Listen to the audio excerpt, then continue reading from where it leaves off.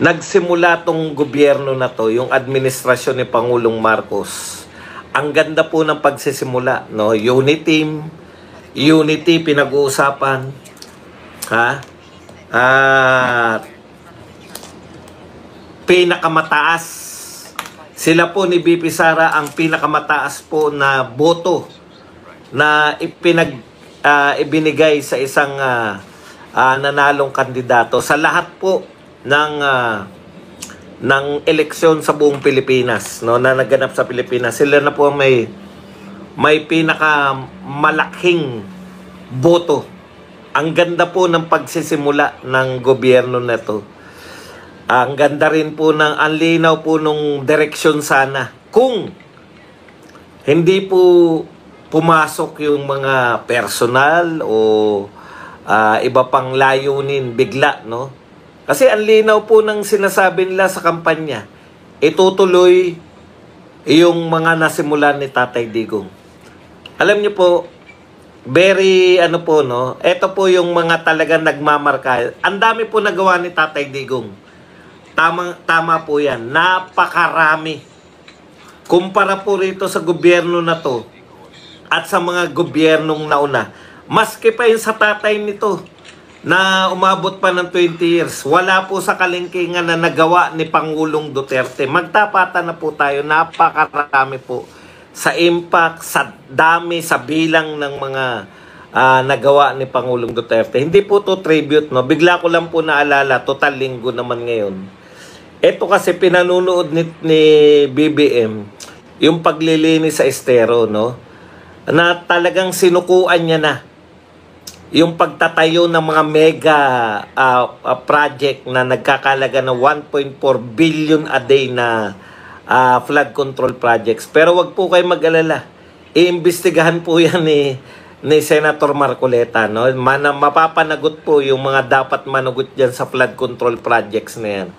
Na ineffective, hindi po tumalab. Ang sa isip ko nga sa totoo lang, ang iniisip ko nga, kung hindi kayo nagtayo ng kung ano-ano dyan kung may tinayo talaga, kung tinuloy nyo lang po yung napaka-practical na ginawa ni Tatay Digong. Noong panahon naman ni Tatay Digong, halos wala naman. Lahat po ng malalakas na bagyo, dumating po 3 out of 10. Most destructive, pinakamalalakas na bagyo, 10 pinakamalalakas na bagyo sa buong Pilipinas, sa buong kasaysayan ng Pilipinas. Nangyari po panahon ni Tatay Digong. Alam niyo po ba yun? Pero kinaya natin. Ito po, wala po sa kalingkingan to ng mga sakuna nung panahon ni Tatay Digong. Simpleng ulan lang, hindi na kinakaya ano po ang gusto kong sabihin? Nailatag na ni Tatay Digong. Hindi nyo na kinakailangan tsumamba. Before po si Tatay Digong, lahat ng presidente naghahanap ano ang solusyon, anong pwedeng gawin natin sa Pilipinas para umunlad ang Pilipinas, ano ang gagawin. Napakaswerte sana, no? Napakaswerte sana ni BBM. Kasi hindi lang po nailatag, nariyan na po mismo. Marami po nagsasabi, blueprint, ginawa na yan Magsaysay, ginawa na yan ni Marcos dati. Yung mga ayaw pong umamin sa achievement ni Tatay Digong, ang dami nilang kinukot. Blueprint na yan, ginawa na yan, blueprint. Ito po, alam niyo yung blueprint? Lahat po ng mga engineering student, gawa lang ng gawa ng blueprint.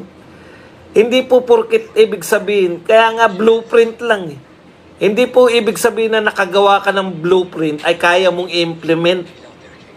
No? Si Tatay Digong, hindi lang po blueprint, hindi lang po drawing. Ang blueprint po, drawing lang yan. Magiging makatotohanan lang po yan pag na binigyan mo ng budget, pag binigyan mo ng pangalan, binigyan mo ng budget. No? Wala po yung mga plano na yan. Sangkatutak po ang plano kahit saan. Pero ang nagbigay po ng katotohanan sa mga plano, alam niyo po ang bilis nung panahon ni Tatay Digong talaga. Kaya bilib na bilib po ako. Matagal na po ako po, sa totoo lang, kontratista ko lagi po ako nakakontra sa lahat po ng gobyerno. Sa lahat po ng gobyerno, pag bagong upo, very supportive pa ako unang taon. Pero pag nakita mo na yung tunay na kulay, wala na po. No? Ganyan po yung pagsubaybay ko. Sa akin lang, nakakontra ako lagi, nakakontra. Eto lang po, si Tatay Digong lang po, ang tanging pangulo. Mula po nung ako ay naging tao, mula kay Cory, Ramos, Erap, Gloria, tapos Duterte, lahat po yan. Nakakontra po ako riyan. Totohanan po, no? Iba't iba pong gawain, yung nakikita nyo yung ginagawa ng mga kabataan ngayon na pagkontra. Ginawa ko po yan. Pero isang pangulo lang po ang sinuportahan ko mula nung nagsimula hanggang natapos. Hanggang ngayong pinakulong pa, suportado ko pa rin. Kasi siya lang po talaga yung may vision, siya lang po talaga yung inaakala natin na hindi mangyayari. Ang akala po natin, no, ang Pilipinas talaga mananatiling mahirap. Kasi dadaan lang po yung mga pangulo. Yun yung akala ko nung mga nagdaang pangulo.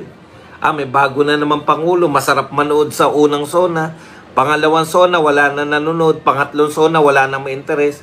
Pang-apat na sona, parang wala ng pangulo. Pang-limang sona, ganun po yung mga panyanyari ng mga nagdaang pangulo.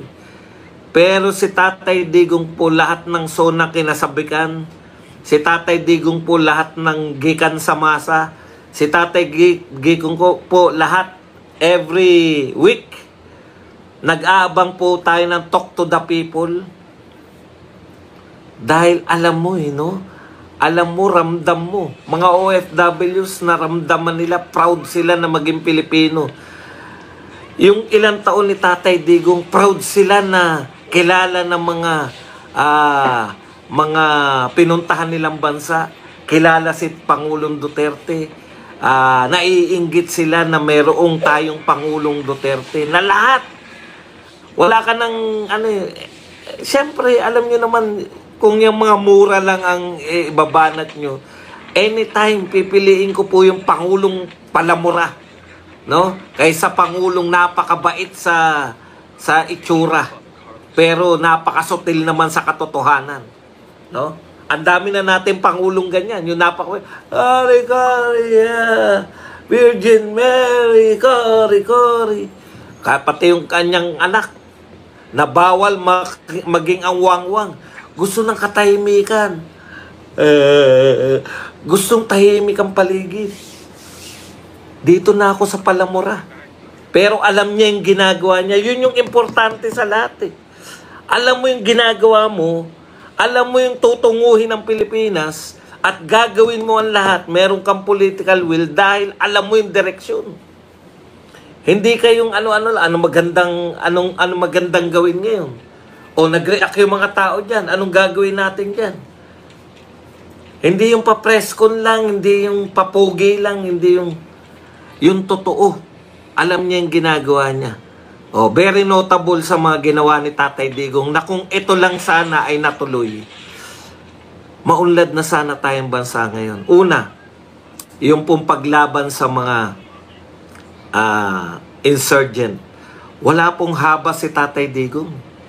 Yung MTF-LCAC po, lahat po, for 50 years, mahigit 50 years nating pre-problema yung insurgency sa Pilipinas. Kay Tatay Digong halos matapos na. Buti nga, kita nyo, isa na lang yan sa pinagmamalaki lagi ni BBM na halos wala ng mga rebelde sa panahon niya. Sa panahon mo na nga uli nagpapalakas na uli yung mga rebelde. Di ba? Napunan nyo ba? Sa panahon mo na nga uli, nagkakaroon na uli ng kaguluhan. Never ko pong na-imagine na may isang pangulo na yung Mindanao totally tatahimik dahil lang sa panunukulan ng isang pangulo. Nawala na yung usapin ng mga Abu Sayyaf, nawala na yung usapin ng mga MILF na pang-araw-araw po yan before Duterte. Araw-araw yan. May kinidnap, merong ang Mindanao, tumahimik. Supported ng mga tao sa Mindanao ang pamumuno ni Duterte. Nakakita po sila. Grabe pala. Ito pala epekto na magbumoto tayo ng isang presidente na taga Mindanao. Alam niyo po, sa totoo po, no? Yun, yan po yung una, di ba? Yung talagang, yung mawala yung mga rebelde, mawala katahimikan, peace and order. Siyempre, yung war on drugs po, kahit na ano pong paninira ninyo, siraan nyo na siraan ng war on drugs, lahat ng tao na hindi adik, lahat ng tao na matitino, pinapangarap na sana bumalik yung war on drugs na payapa na naman kami. Hindi naman sinabing perfecto yun. Hindi po human rights ng mga adik at mga drug lords at drug pusher ang pinangalagaan, kundi yung human lives ng mga pangkaraniwan tao. Ramdam na ramdam pa rin natin yan. Hanggang ngayon, nanghihinayang yung mga tao dyan. Kasi ramdam, maaaring di nyo maramdaman kung kayo ubod ng yaman, pero kaming mga mahirap, nalalabas sa looban, ramdam namin yung kapayapaan nung dinulot ng war on drugs.